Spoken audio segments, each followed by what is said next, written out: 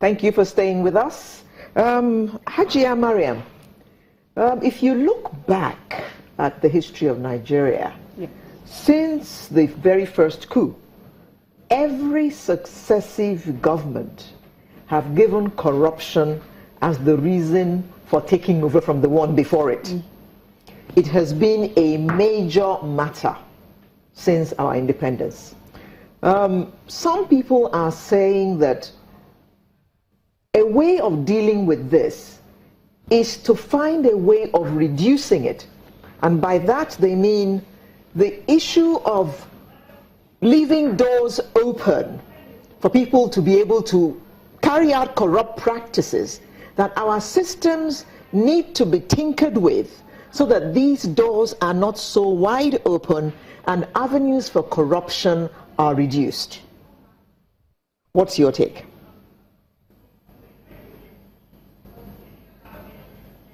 Yes. This is why I am appealing to the government. We are out full force on this anti-corruption war. It is a war. I want the government to consider setting up special courts that will deal with this issue of corruption in a very speedy way, and get these people to pay the society for what they have done to us. The corruption is responsible for 90% poverty in this country. Corruption is responsible for our economic woes.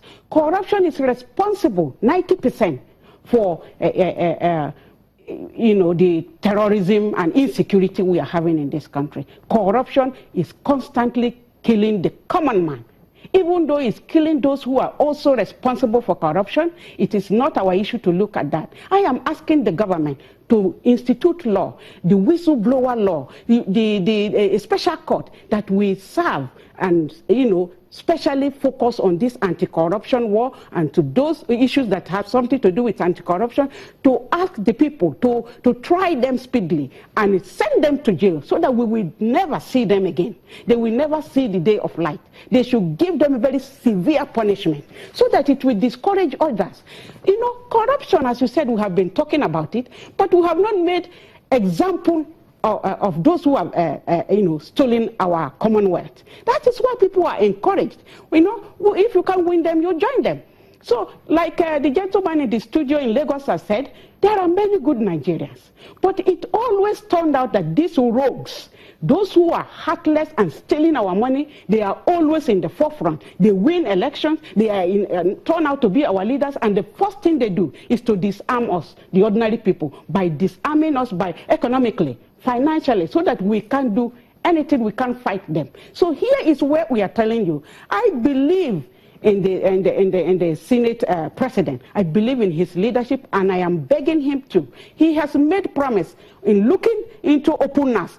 One of the biggest fraud is happening because the NAS budget is not open. We need to see it. He has also promised that he's going to do the whistleblower. We are asking them to slash their salaries. And we are promoting this idea of what he has said. We are going to be at the National Assembly in 2 weeks' time. We are occupying it. This is not the time to abuse leaders, to talk to our leaders, and our leaders talk back on the citizens in a very derogatory manner. It is for us to come to the common ground and find a solution once and for all for the common man. Because we continue to steal money, even those who are stealing are not enjoying the money. That is the sad part of it. So we want the government to be playing their role, and the citizens will be playing their role. We want you people to come on the 15th of November to occupy NAS with us. We are in talk with them. It is not time to abuse, but it is time to come out and talk with action. This is what we are asking the citizens to do, and this is what we are waiting for the government to do. So we have been talking, we have never put it into action. We are putting it into action this time around,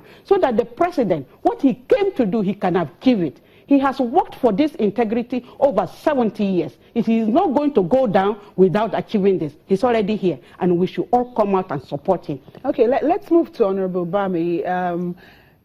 You've said a lot about, the people coming into this fight. How can the people come into the fight against corruption in Nigeria?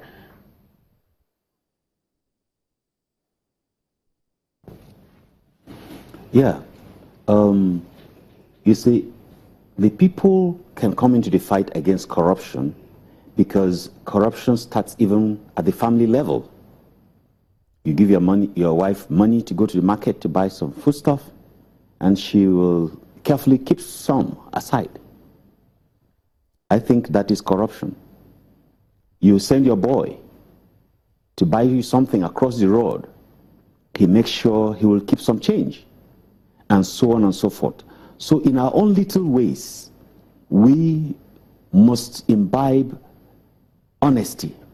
We must imbibe forthrightness. We must imbibe due diligence. The qualities that help one to become outstanding in the community is what the individual should imbibe. Right from the little ways in which the things you do in your in your houses, you do in your offices, you do everywhere, even driving habits. You know, you can see that the Nigerian driving habit is very appalling. Very, very appalling. They want to beat traffic light, they want to cut corners, and so many other things that are not right. So that is the way the whole community, we can be involved in fighting corruption. It starts with us. It starts with sanitizing your own character, your own attitude, your own demeanor, and the way you go about things. If you don't cheat or cut corners, you don't do things because of whatever gain you want to do, but you do things that are right. That is the way you can fight corruption.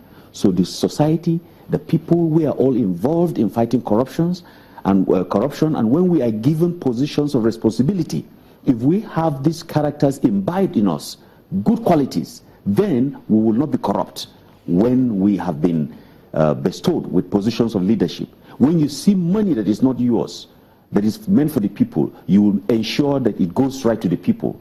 You will not misappropriate funds. You will not do things that are wrong in order to be hailed. The community, the society generally, I have not seen a society like ours that glorifies corruption.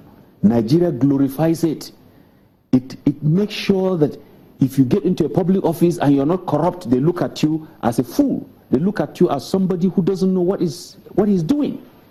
I remember the first time I won election into the House of Assembly, somebody came to me and said, look, you see now, you are going to the House of Assembly, that old rickety Honda Prelude you have, you make sure within the first few months you change it.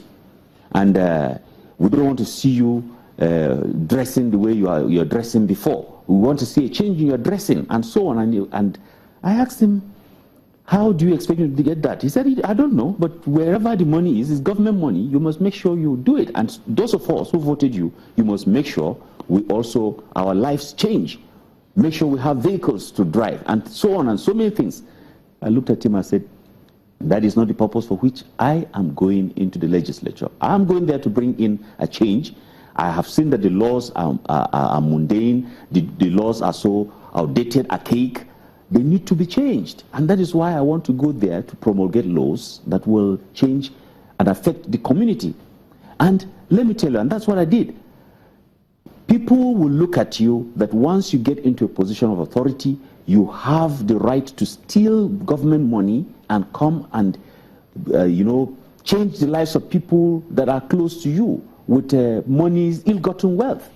But that is not how it should be. When our attitude changes towards corruption and we do the right things when we are conferred with the power or authority over funds that are not ours, over the lives of people, we ensure that we give them what is due.